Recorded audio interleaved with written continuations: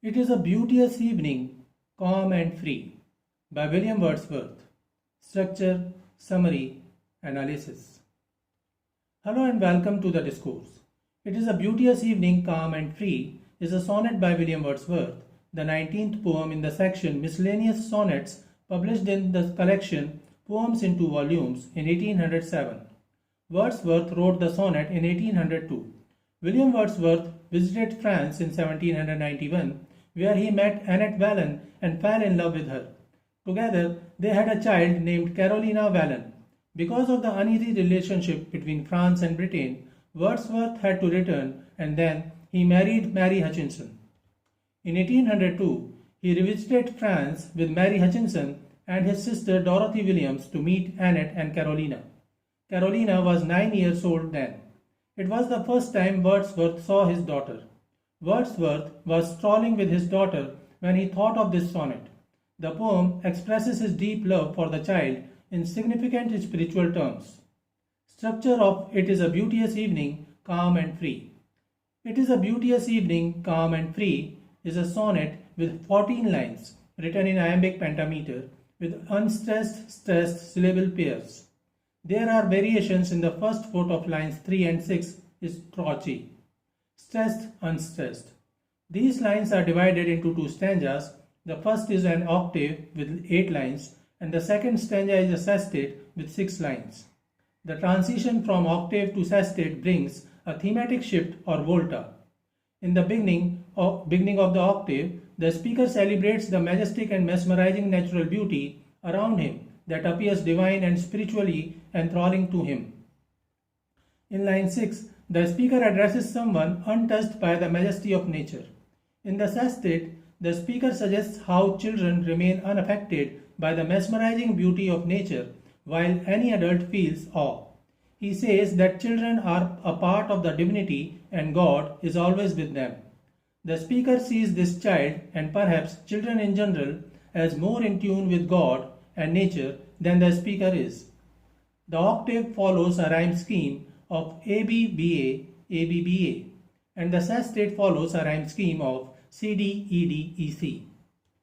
The speaker remains unidentified and unnamed, but one may presume that the speaker is Wordsworth himself, addressing his daughter Caroline as dear child.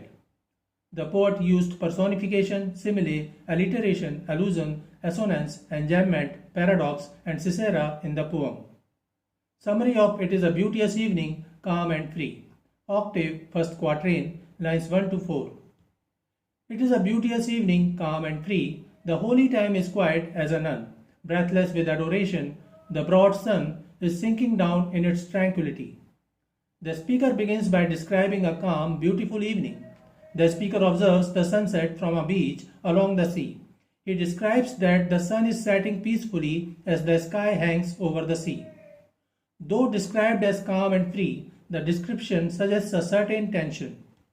The beauty is awe-striking, mesmerizing, divine, and influential.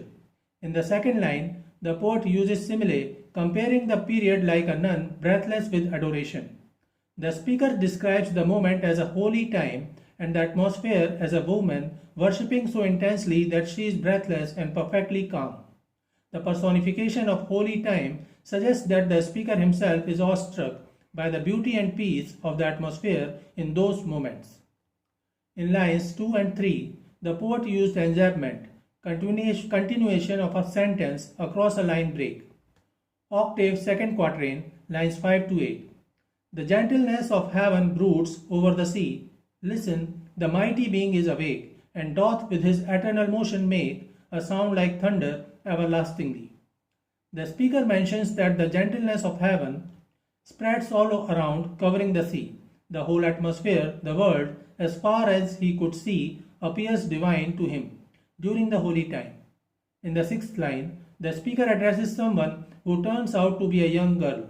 He tells her to listen, that the mighty being is awake and making a sound like thunder that lasts forever.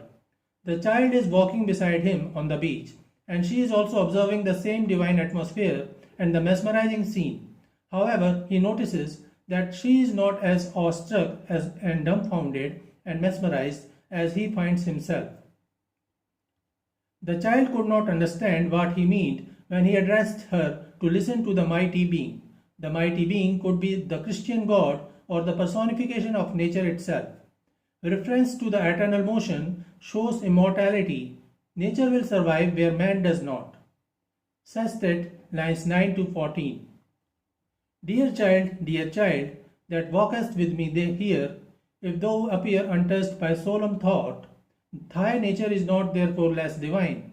Thou liest in Abraham's bosom all the year, and worshipst at the temple's inner shrine, God being with thee when we know it not. In the sestet, the poet introduces the paradox of the poem. He already mentioned that he is awestruck by the divine beauty of the evening. However, the child walking beside him remains untouched. One may assume that the poet may be the most divine, not the child. However, the speaker clarifies that the truth is just the opposite. The speaker says that the child walking beside him, that even though she is not affected by the solemn ideas of divinity he has, when he comes face to face with nature, she is no less divine. In fact, she lies in Abraham's bosom all year, because God is with her even when she is unaware of him.